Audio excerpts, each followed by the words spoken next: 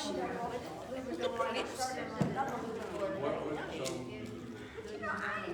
I need that. Thank you. All the help I can get. Thank you very much. You should know my heart. You should know my heart. Appreciate it. Thank you.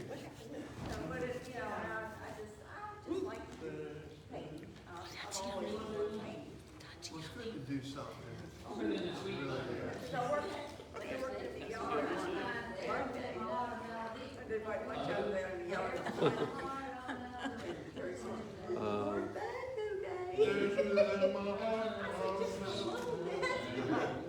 Jesus whisper sweet and low. Man.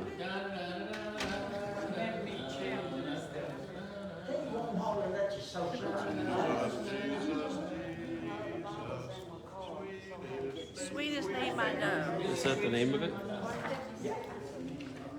Huh? Somebody say the number? No, it's not there. 156? Oh, Okay. 152, 156. What's that? Jesus is the sweetest name I know. That's not but it. that's not the one. Yeah, that's not. No, that's not it. Da, da, da, da, Jesus, Jesus, Jesus. Sweetest name I know. The one that Linda's thinking of. Da, da, da, da, da, da, da. Yes. Yep. Yep. There's within my heart a melody. Is Yeah, that what's the? the name of it? Which is within my heart. You got it. I don't think it's in the book. We're all gonna be sitting here standing, we can't think of the name of them. It's in 156. After we pray. Yeah, I knew it was what I thought. Oh, this is a new one. Yeah. Yes. Good evening, Varina family. Good to see everybody on this pretty day. Let's pray. Is it Jesus, Jesus, Jesus? Heavenly Father, we thank you for the time we can gather together in your house as brothers and sisters and study your word and lift our hearts and our voices in praise and just love on you for a little while. We thank you so much for that. We thank you for everything you've done for us this week and will continue to do when we leave here. We're just so blessed.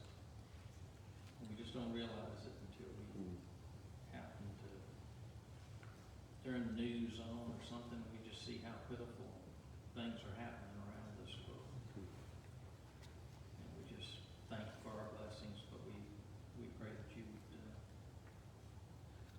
put your arms around those that are in so need.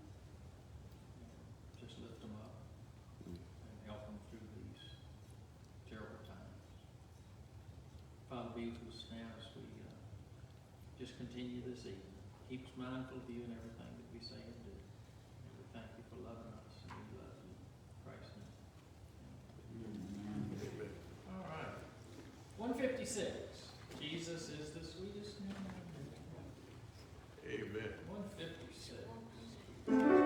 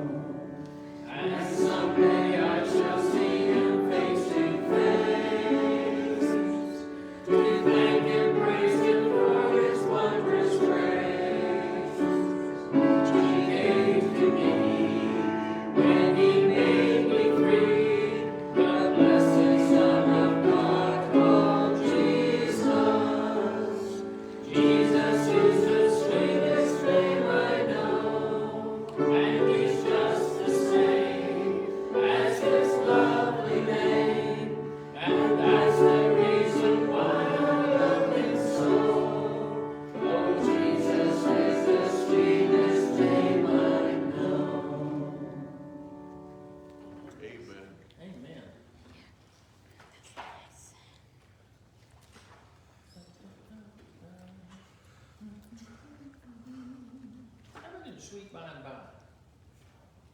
That sound like a good one? What page is it? Number 41. Oh, really? 41. All right. In the sweet by and by. And it's got a good bass part in there for life. Hey.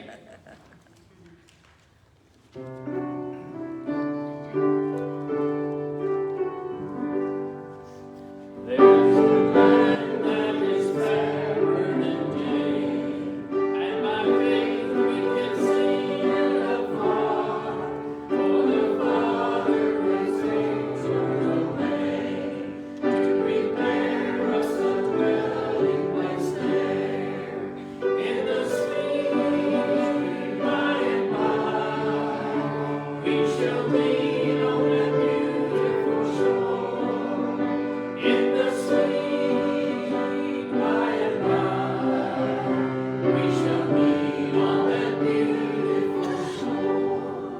We shall sing on that beautiful shore the melodious songs of the blessed, and our spirits shall sorrow no more. Not a sigh for the blessings of rest. In the sweet by and by, we shall meet on that beautiful shore. In the sweet by and by, we shall meet on that beautiful shore. To our bountiful Father above, we will offer a tribute of praise for the glorious gift of His love and the blessings that hallow our days. In the sweet by and by, we shall meet on that beautiful shore. In the sweet by and by, we shall meet on that beautiful shore. That's a good one. Amen. That is a good one.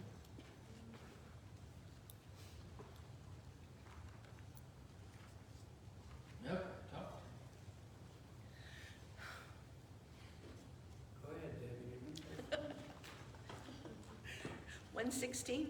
160. 16. Yeah, that's a good one too. That's what I said. Church got excited because Alan said something. Yeah.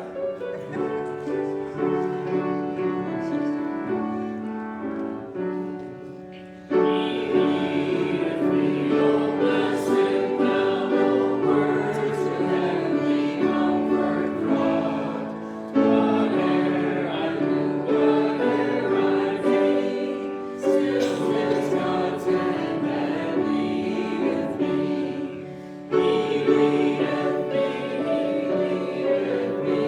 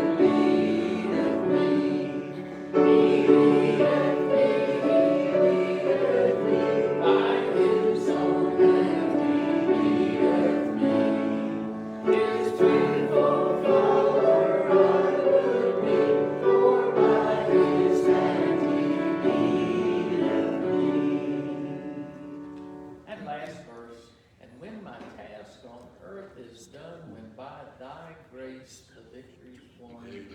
Ere death's cold wave I will not flee, since God through Jordan leadeth me. Isn't that a good one? Amen.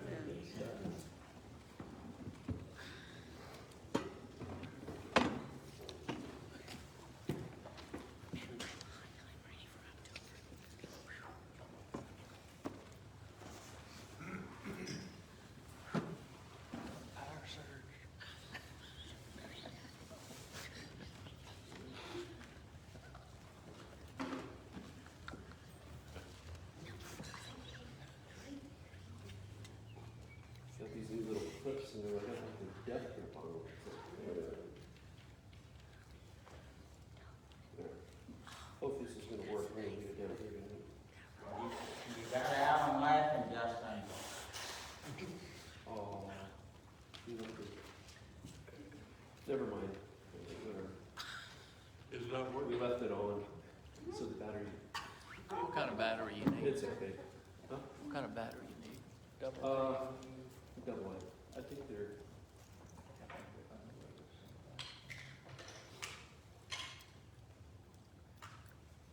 Lisa's not making that noise. That was laughing. yes, sir. Yeah, just as clear as a bell. Yeah. What's that? All right, we're gonna be in Isaiah 17 tonight. We're gonna make up for last week.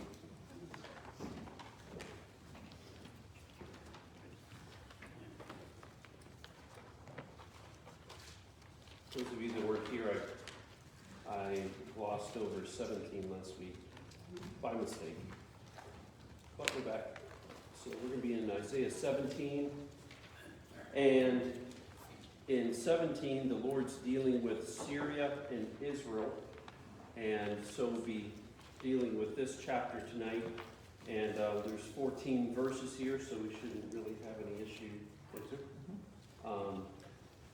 Being able to finish up the chapter.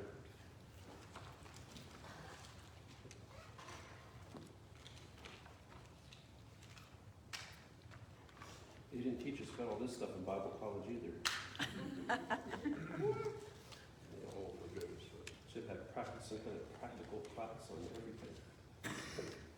Testing, testing, testing. Testing, testing, testing, testing. Is it on back here? I'm sorry? Is it It's on. Oh, yeah, it shows that it's on. It shows that it's on. I don't know. I'm not gonna worry about it.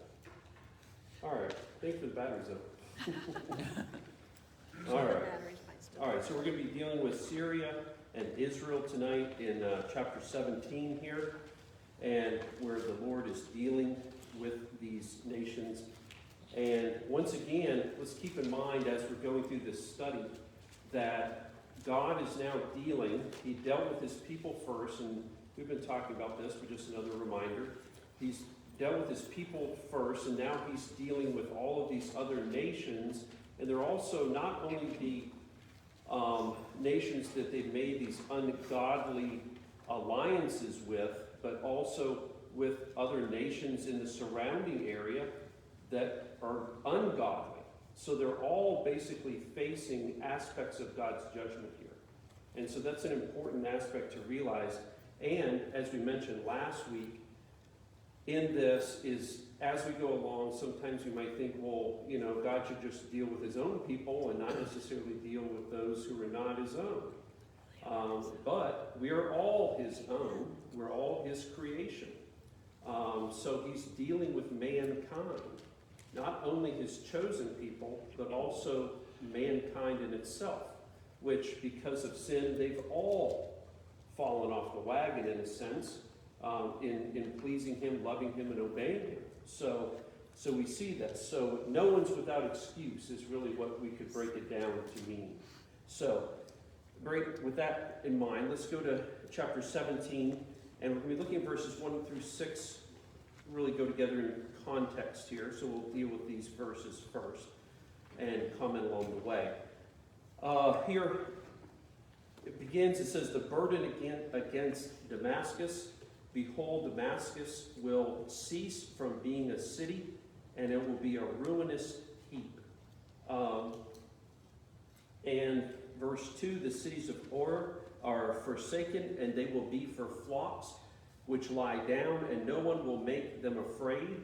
Verse 3, the fortress also will cease from Ephraim, the kingdom from Damascus, and the remnant of Syria. They will be as the glory of the children of Israel, says the Lord of hosts. Then we'll pause there and we'll comment here on a couple of these verses as we're going along. Number one, the first thing we'll talk about is just Damascus in itself here. This was one of the greatest cities of the ancient world and the capital of the ancient nation of Syria at this time. Syria is positioned to the immediate northeast of Israel, so if you can kind of, in your mind, get kind of a picture of where Israel is. So they are positioned immediate northeast of Israel and the northern tribes around the Sea of Galilee, and had constant contact and interaction with Syria. He goes on here in verse 1, where he says, behold, Damascus will cease from being a city, and it will be a ruinous heap. And here with this thought, Damascus was one of the most beautiful cities of the ancient world, but the coming Assyrian judgment would reduce it to a heap of ruins. And you think about that too. Most civilizations, whether it be Egypt of old, or either be the Roman Empire that we would probably equate to being vast and dominant. Every one of those nations, even though they looked at themselves, and they really were. I mean, you think about even, take the Roman Empire, for instance, they were very vast, weren't they? I mean, they went all the way up into, I think, into Wales, the Welsh area, and that type of area as far as the far north. And then they actually overextended themselves east. But in all of that, they were one of the most powerful nations and empires to ever exist. But what happened to them? They fell, right? And it wasn't necessarily from the outside. It was from the inside. And ultimately, I believe that any nation who negates God, ultimately he's going to bring to ruin. Period. Amen. And you think about how, I mean, there was really no army in itself that could really stand against Rome at that time. And just like some of these nations, Judah was making alliances with these nations. Why? Not because they were just some puny nation. They were vast nations, and that's why they wanted their help. That's why they wanted them as an ally. And so here we see that, but God's judgment, it doesn't matter who you are, how great you think that you are as a nation, if you're not in obedience to God, you're all basically in lieu of God's judgment in one form or another. Here, notice also in verse 3, where it says, the fortress also will cease from Ephraim, the kingdom from Damascus, and the remnant of Syria. They will be as the glory of the children of Israel, says the Lord of hosts. Here we're talking about the fortress will also cease, as is often the case. The northern kingdom of Israel is referred to by its dominant tribe, and that's the tribe of Ephraim. So when it talks about the tribe of Ephraim, we're actually talking about Israel to the north. And at this time, Israel and Syria were closely aligned against Judah. And since they were such close friends, God announced his judgment against Ephraim and Israel together. So that's why we would say tonight we're dealing with Syria and Ephraim as well, because that would be actually Israel. Let's look at a couple other verses here just for a moment. If you would go back to 2 Kings chapter 15 just for a moment. Which way is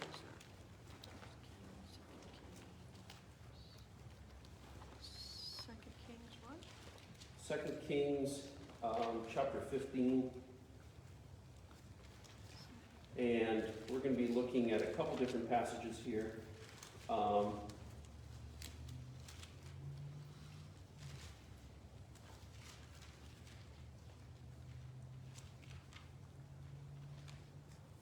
Chapter 15, verse 29.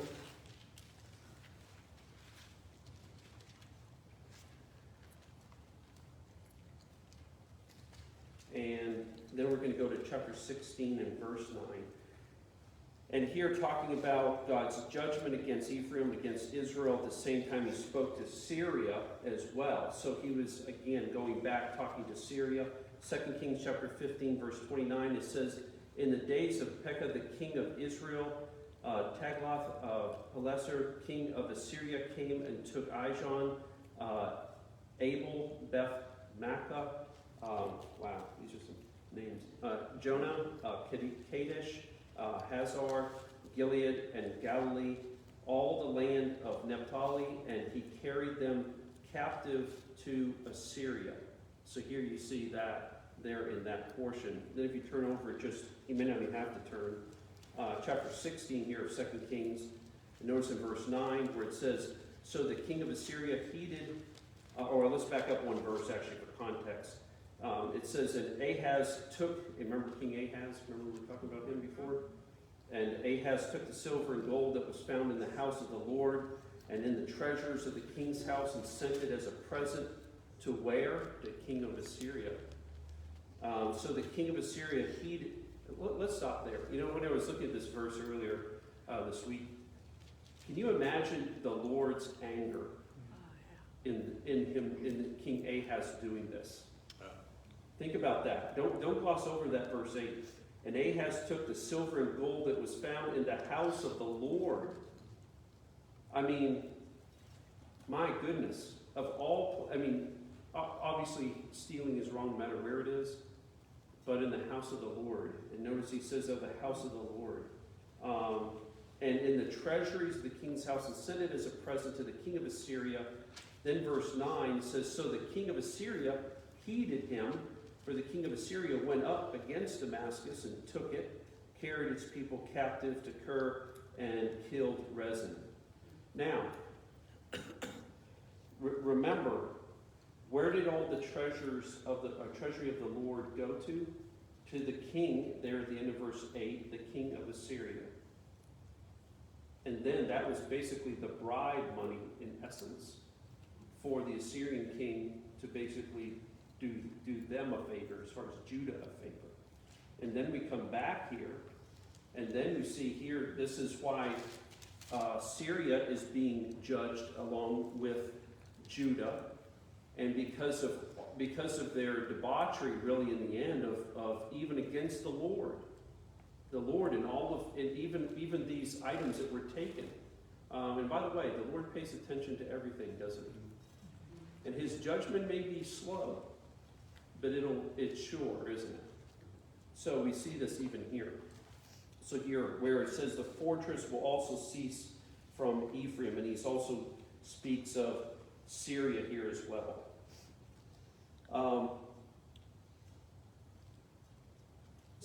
Verses 7 down through verse 9, here the humble response, we would say, to the judgment of the Lord.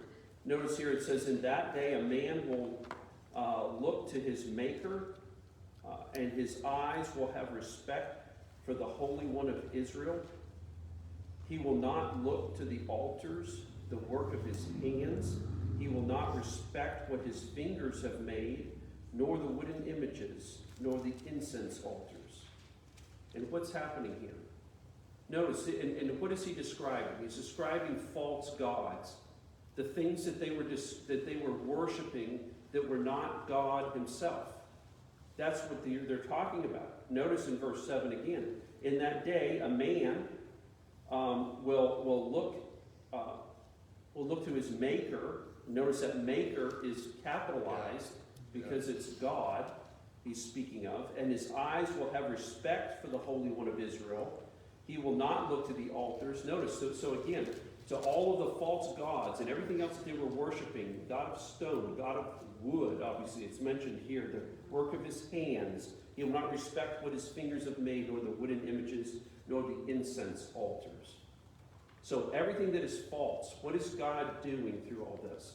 He's judging them because of their sinfulness, yes, that's number one, but he's also turning their hearts and their minds and their attention back to him. That's the point, is getting their attention back to and on the Lord. And then notice in verse 9, he says, in that day his strong cities will be as a forsaken bough and an upmost branch, which they left because of the children of Israel. And there will be desolation. Here are a couple items here along this, on verse 7 there. In that day a man will look to his Maker, and his eyes will have the respect for the Holy One of Israel. In the midst of such severe judgment, some will respond as they should, with humble respect for God. And we would say, amen to that, right? Because if God's pouring out his judgment, and you see it happening, it's there for a reason. It's not just, well, all these terrible things are just happening in nature and everything else. No, God is behind all of this. And they're fools if they're not seeing it. And we would have to pause and look at our own world today. Alan and I were talking about before the service. We can see that all around us. We can see God's hand of judgment. And we were talking about a little bit of the political spectrum and how that it looks like, we may be a little bit different in this election, possibly. Like we were saying, that if it is, then it's the mercy of God. If it's not, it's just the continued judgment of God. Either way, it's going to be of God's hand that allows whatever it's going to be. And he's trying to get our attention. Whether it's in mercy, in turning our nation, you hear about even the last couple of days, I guess it's been leaked out or whatever else about with the Roe versus Wade. That would be only God's grace and mercy on this land if that's overturned. But we're a far cry from being back to a godly nation because of just that one item, I might add. So here, some of the individuals are turning their hearts. In verse 8, it says, he will not look to the altars and the work of his hands. One of God's purposes in judgment is to turn our focus away from idols and the things we have trusted instead of him. And you think about that. Let's pause there. You say, well, we're here in church and, of course we're worshiping God. We're not bowing down to a statue or a wooden anything. But what about other things in our lives? Really, an idol is anything that takes the place of God and the ultimate importance in our life. That can be anything. That could be your home. That could be a boat. That could be, you can fill in the blanks. For every one of us, there's probably something that there's always a battle with, potentially, as an idol. It can be anything. And not even necessarily bad things. Most things that become idols are not necessarily bad things in and of themselves. But once they take the place of God, that becomes an idol. It becomes a real problem, right? And so once again, it's the understanding of recognizing that they're going the wrong way. They're worshiping all the wrong things. And realizing, wow, I've come so far away from God. And some of these ungodly nations, they may be just hearing it for the first time. Think about that. Judah knew about God. They just willfully turned their back on him. Some of these nations, it had been generation after generation since they probably even heard about God. They had heard about God, but not as their God. And so we have to keep that in mind, don't we? Verse 9 there, going along with this thought, it says, his strong cities will be forsaken bow. Here in judgment, God would strip away from Israel every wrong thing they might have trusted in. And he mentions these items. Here, pagan altars, wooden images, incense altars, and even their strong cities. Do you know that even the United States, it can become our own idol or God? Yep. If we're trusting in it more than we are God himself. Hey, I'm as patriotic as anybody else. But if my patriotism supersedes my faith and allegiance to God, there's a big problem. And here, that's what some of these cities, that was their problem. They were trusting in themselves. Ultimately, it's what it is. They were trusting in themselves more than they were in Jehovah. And again, it became a big problem. And God's writing it here. Pastor, Yes. I think they was trusted in their own success. Trusting in their own success. Mm-hmm. Yeah. Yes, exactly. That's right. In their own strength. Yeah. Yeah. And really, you break that all down, it comes down to pride. You know, it's a proudful heart that I don't need God. You know, I have my nation's as big as I need it to be. I'm as big as I need to be to overcome whatever it is, and it's basically comes down to pride. Yeah, you're exactly right. Yeah. It's on that money. Sorry? It's on the money. It's on there. Yeah, that's what Yeah. I'm saying. And people Right. worship that money too sometimes. Right. Yeah. The irony. That in God we trust and they worship money. A theologian by the last name of Grogan said this about this portion. He said, when the Israelites came into the land of Canaan many years before, the strong cities of the land were abandoned to them. Think about that. However, the situation has changed, and the same cities will be abandoned by the Israelites themselves as they are under the judging hand of God. Isn't that amazing? So you think about that, as they were coming into the land, all of these nations, those nations were abandoning their cities because God's people were coming through, and Right. God was going before them, and they were obeying God, and it was city after city was falling. Now they're being abandoned by God's people because they abandoned God. Right. And the irony here, right? And that should be, again, as we're going through these verses, it shouldn't be like, they should have listened to God. It should be a constant eye-opener for us as well. Because whenever we abandon God, even for the slightest moment, basically we're in disobedience to Him. And we need to keep that in mind, don't we? All right, so going into verses 10 and 11, notice it says, because you have forgotten the God of your salvation, and that's really what it's about, isn't it? The salvation. The God of your salvation, and have not been mindful of the rock of your stronghold. And notice that rock there, that's also capitalized. What were the ungodly nations trusting in? They were trusting in their huge walls, right? Their rocks of their walls to be able to protect them.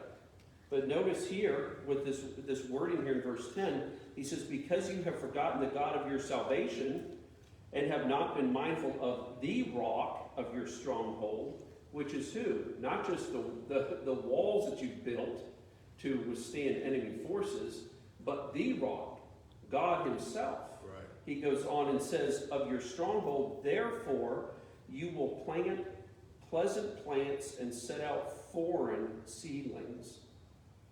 And here under this, one aspect of the Lord's judgment against Israel will be to bring their hard work up absolutely to nothing. They will work hard to plant and grow crops, both literally and figuratively, but the harvest will be a heap of ruins in the end. Here, put this as just a little side note to this. This can be one of the most devastating aspects of the Lord's judgment. In Haggai 1:6 speaks of this work of the Lord, and it says this: you have sown much and bring in little. You eat, but do not have enough. You drink, but you are not filled with drink. You clothe yourselves, but no one is warm.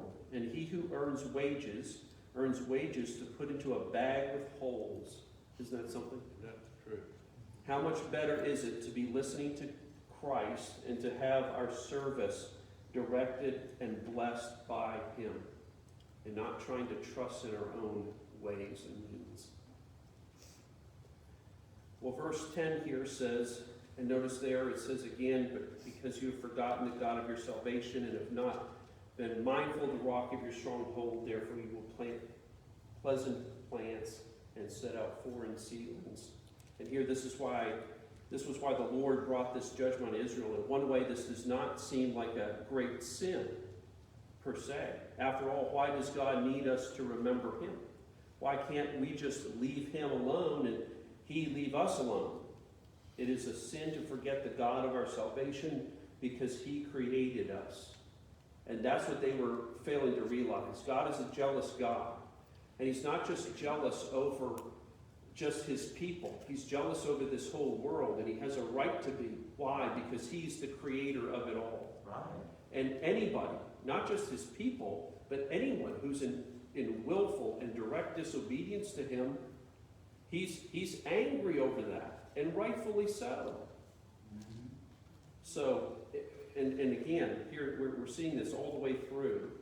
And that's why, again, going back to the fact that this is why he's judging all of these nations. It's not, he begins with his own people, but he's judging them all, and rightfully so. Why? Because he's judging mankind, ultimately, here at this point.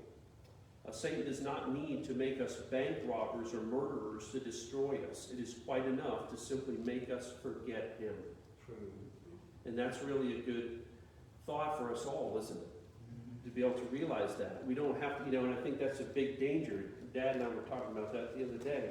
Just how that so many people compartmentalize sin.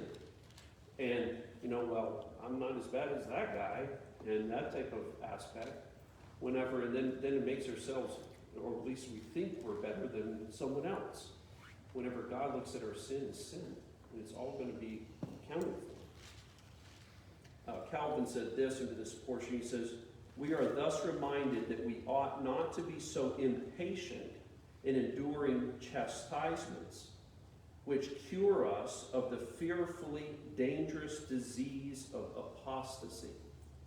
Think about that. I'll read that one more time. He said, "We are thus reminded that we ought not to be so impatient in enduring chastisements." So he's saying whenever chastisements from the Lord come upon us, he's saying not to be impatient in that. Why? He says, he finishes it by saying, which cure us of the fearfully dangerous disease of apostasy, or basically going astray from following after him.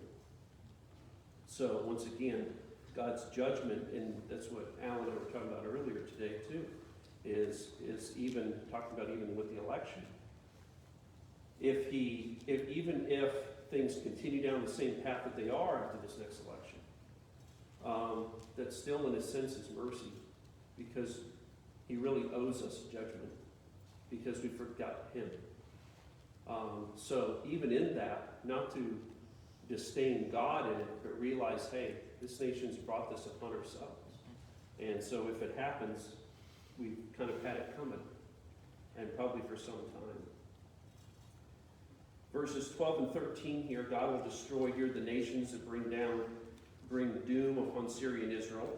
And we see this in verse 12 and 13. Let's read these two verses. It says, "Woe to the multitude of many people who make a noise like the roar of the seas, and to the rushing of nations that make rushing like the rushing of mighty waters."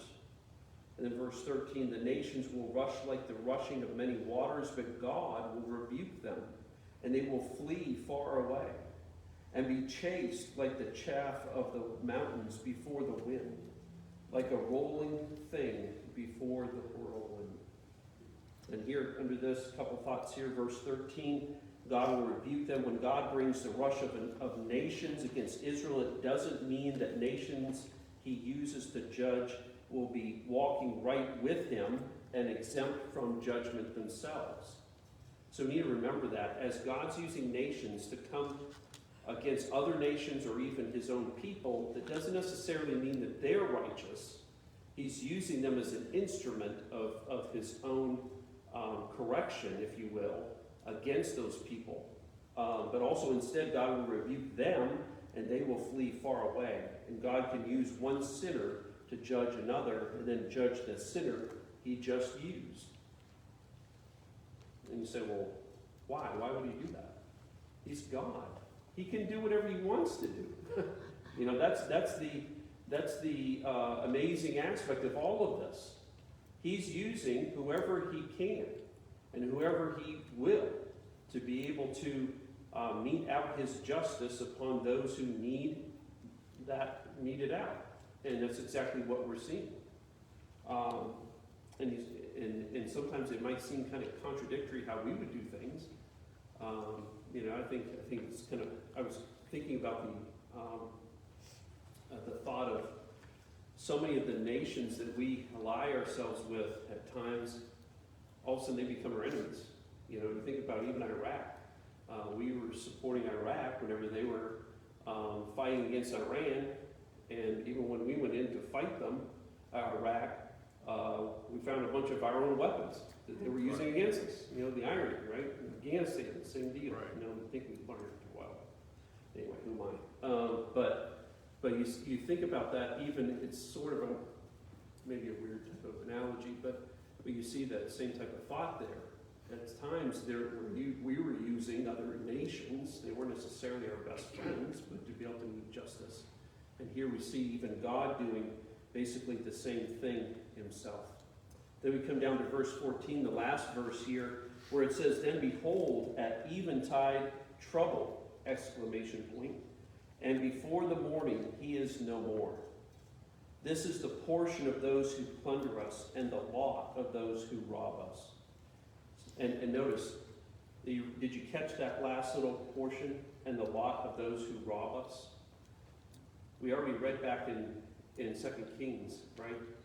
About those verses where they were taking the silver and gold from God's house. Again, God has a way of coming back around and judging those who rob from him. And we see that here. It says, "Then behold, an eventide to trouble. Before the morning he is no more," talking about the enemy. And this is the portion of those who plunder us and the lot of those who rob us. And here, just I put this as a little side note to this verse. This is a comforting principle. Even in the midst of judgment, God shows mercy. As bad as it was going to be for Israel, it could have been worse. Instead, God would allow it for a time. Notice what the verse is saying. "Then behold, at eventide trouble, and before the morning he is no more." So he's already promising it's going to be for a little while, but not forever. And then also he ends up that verse by saying, "Then and before the morning he is no more." This is the portion of those who plunder us. And so here then he would rebuke those attacking Israel, and Israel was not at the mercy of circumstances or their enemies. They were at the mercy of actually God himself. So that's what we're seeing here. So as Israel was hoping to be allied with these nations, and they were turning their even back on him, and God was actually using them to judge even Israel, they were hoping for basically peace with them whenever they were not really looking for the ultimate peace. And what was that? With God himself. That's the ultimate issue here. And once again, God is working with his people, with Israel, also with Judah, for the one purpose alone, and that's to get their minds and hearts back on him. And so once again, we're seeing that right along through. All right, any thoughts here? Comments? Yes? One thing we can always remember, God never makes no mistakes. Mm-hmm. I mean, really, things that look wrong, we trying to figure it out, because we got this old sinful flesh. Mm-hmm. And that sinful flesh wants to get in there and get it, but he don't make no mistakes. Mm-hmm. If we can remember that God never, even though it may not look good, and it might not be right to us, God makes no mistakes. Yes. I was thinking about the passage in Romans about Paul talking about God as the potter and we're the clay, and he can use the pots any way he wants to, That's right. because he's the creator of them. Right. Does the clay have basically the right to be able to tell the potter, "Why have you made me thus?" And, Right. yeah, that's exactly right. Does it, in chapter 17 and verse 1, where it talks about Damascus will cease from being a city and it will be a ruinous heap, that hasn't happened yet, because Damascus is still here, right? I mean, this is future? Or Yeah, not? there's some future, but in this, they're talking about right then. I mean, Was it ever So- put to a ruinous heap? it was. It yes. was, You know, okay. but here it's talking about as far as God's judgment here at this point. It doesn't Okay. necessarily mean that all of these cities will be gone forever. Now, some he does say that, but Damascus was not necessarily one of them. But God did judge them, and to that point. It's like dual prophecy. Right.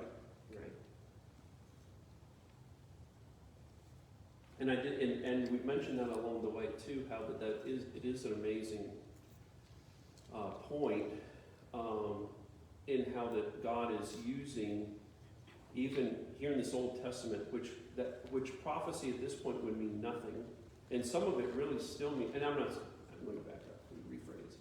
Not that this means nothing, but they didn't see any of that coming about. And some of the things that we've even talked about, even up to this point, they're talking about even further on past where we are into the future, even to the end times that they're referring to. So there's some of these things that are being prophesied about. We see even in that God's mercy and grace, showing how that even at that point there's going to be judgment even later on. But why is that? Because people are continuing to negate God and to cast Him off and not worship Him as they should. So it goes right back to the sinfulness of man, the heart of man. And until God makes all things new, that heart is going to continually be there, that sinfulness. And there's going to be constant rebellion, constant conflict between mankind and God because of it. So anyway, and we're seeing that here, we're seeing that all the way through, and we'll continue to see that even up until Christ comes back. I know what Pastor Lieber said, for us not to laugh at these people, he said, learn from them. Right. Because we just like them. That's right. He said, don't look to mock them and all. Learn where they made mistakes and you do better. He said, because we just like the ones in the promised land and all. That's right. That's right. He said, so because we have a thing looking at them, mocking them, and say, oh, they're silly. We do the same thing. I mean, we have to be careful. Because we'll have it to battle us till we leave us so earth. But the more we see the real us, then the more we'll grow in Christ if we're letting Him. And you think about too, like with that same thought in mind, even probably the one of the most thought of, I guess, examples with that would be even Peter walking on the water, and we say, well, why do you just have faith enough? I mean, good night. Christ was right there, but we're the same way. I mean, we have Christ ourselves, and why do we fear? Why do we dread over things that we ought not? Yeah, we have a whole book of His Word. Right. Stuff we don't pay attention to. Mm-hmm. Absolutely so. All right. Yes. Letter E, are the blanks Syria and Israel? Sorry. Yeah. Yes. Yes. It's Judah and Israel. Yes, that's correct. Sorry about that.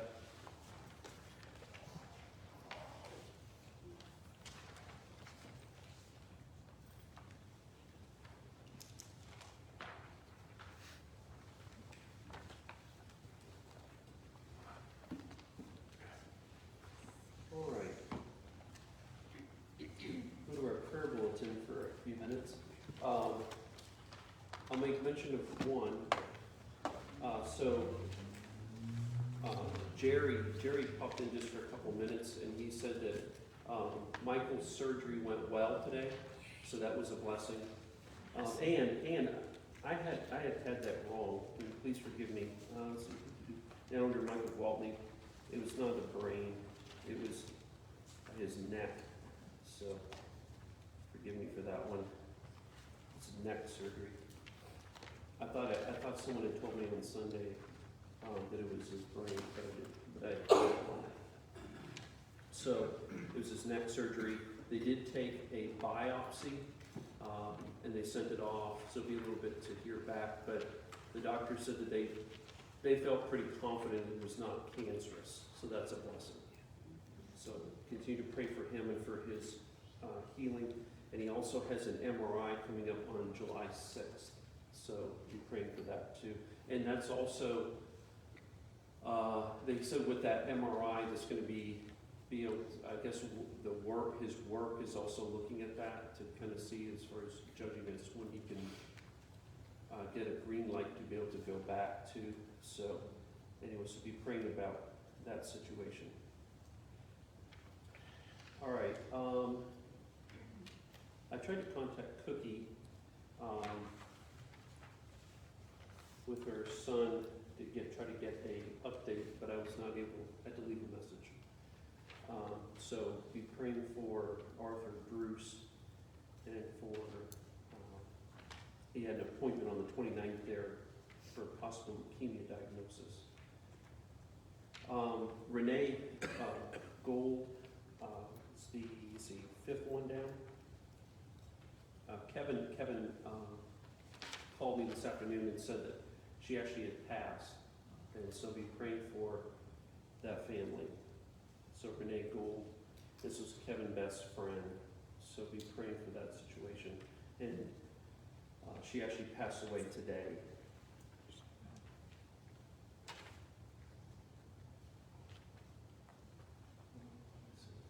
Sylvia, so there was good news. I don't know how many haven't heard yet. So the last we had heard, and she knew of, that it was actually kidney failure. This is what we even reported on Sunday. There was kidney failure, but it ended up being a really bad case of vertigo. And I said, well, how in the world did they miss that one? But she said it was basically just because of her primary, just going on the symptoms she was having.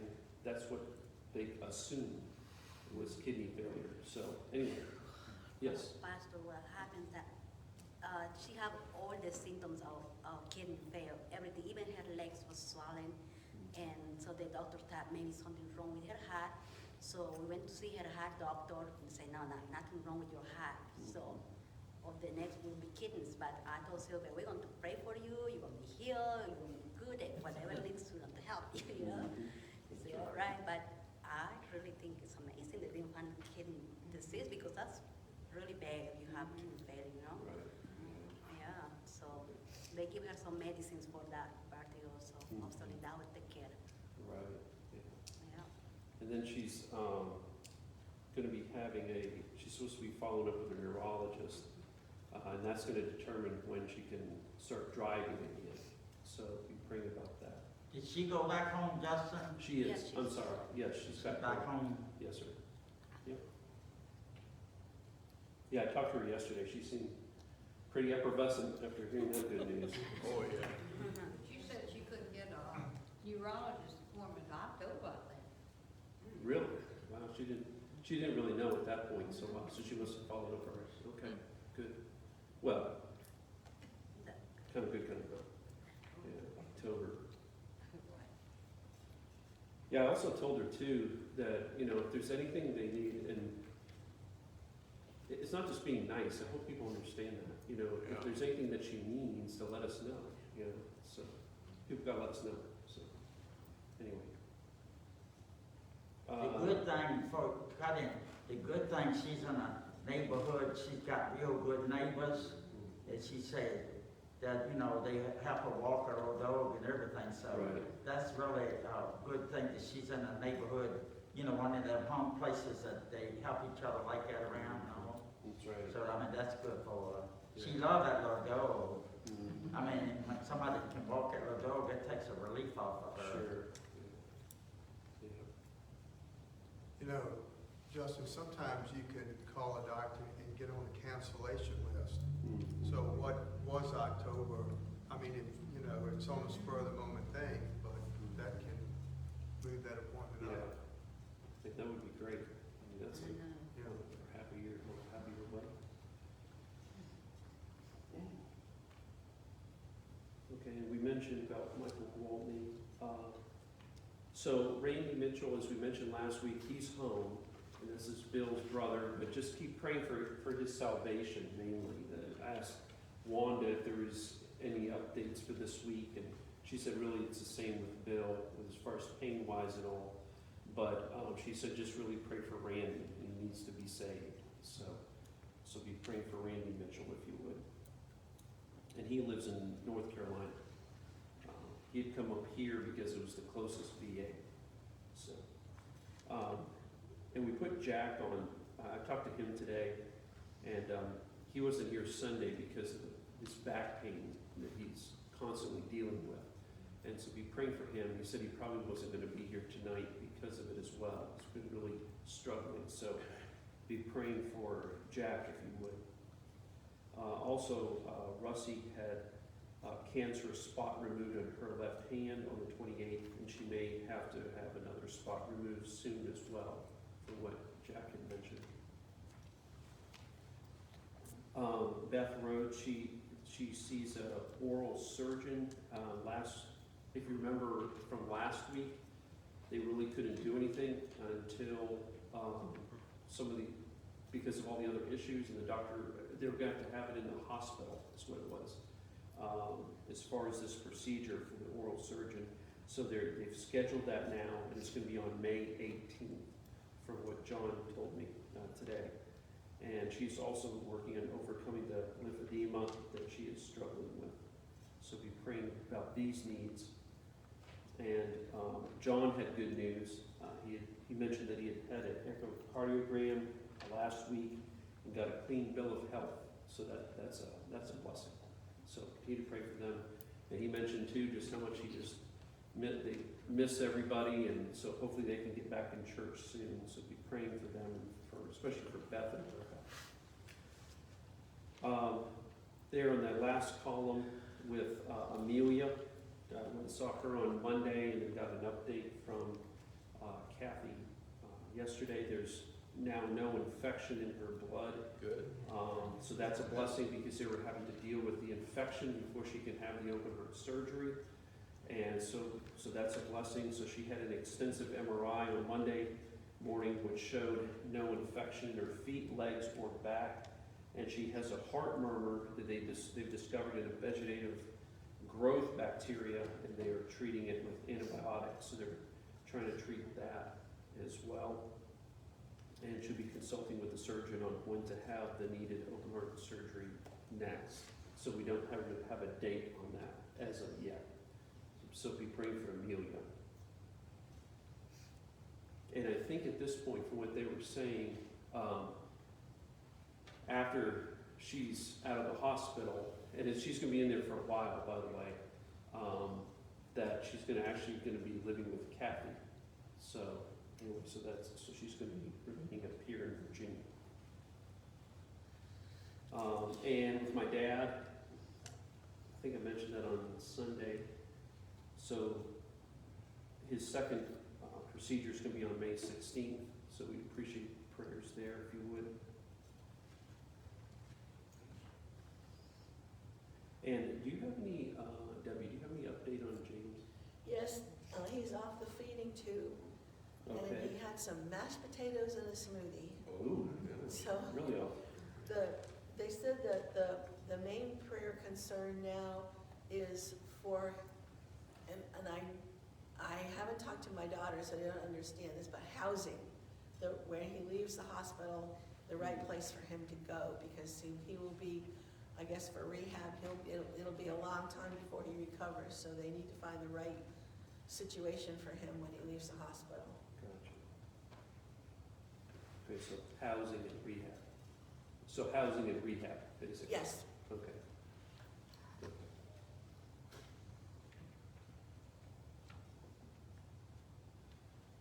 And salvation, right? Yes. We pray for James Whalen.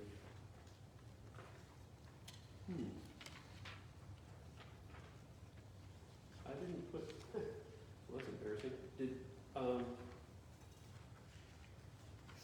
I didn't put the insert in your bulletin, did I? No. That's okay, we still love But you. we ended Okay. W. We Or still the- back like there.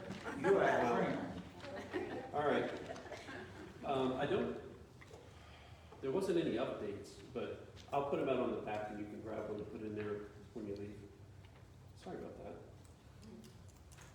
Justin, your daddy, is it in his church, does he have people in that can help him too, some, or? I mean, are they, how, the age, can some of them help him a little bit, Yeah. Yeah.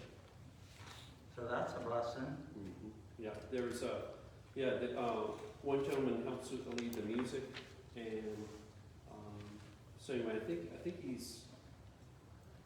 Well, I didn't ask this week, but he was having another gentleman do like announcement wise, and he was just getting up to do the preaching. So I mean, but can they come to his house and help some, like, you know? they could. That's a little, anyway, they're probably watching. It would be a good boy. Yeah, they could, yeah. Okay, that's good though. I mean, that's where it's all at. That's what you find out. I mean, when people need help, like you said, Sylvia, anybody, it's easy to go to church, so hey, I love Jesus. But really, you gotta do some walking, not just talking. Right. I mean, really, so that's good. I mean, because I know your mama's, she's kind of started a little bit with it too. It's hard on her. Yeah. So that's good. Yeah. But the real good thing is that they seeing how they brought y'all up, that the Lord's words being fulfilled, how y'all going on with it. That's got to be encouraging. Yeah. It's all by His grace. I will say, I think we did, no, that was in the insert, I believe.